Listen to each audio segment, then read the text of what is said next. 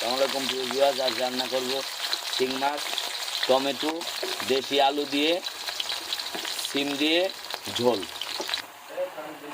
প্রথমে আমাকে পেঁয়াজটা ভেজে নিতে হবে হালকা করে, বেশি তেল দেওয়া যাবে না মাছে। পেঁয়াজটা ভাজা হয়ে গেলে আমাকে মশলা মাছ কষাতে হবে, আমাকে পানি দিয়ে দিতে হবে। তরকারি মাছ দিয়ে কষাতে হবে।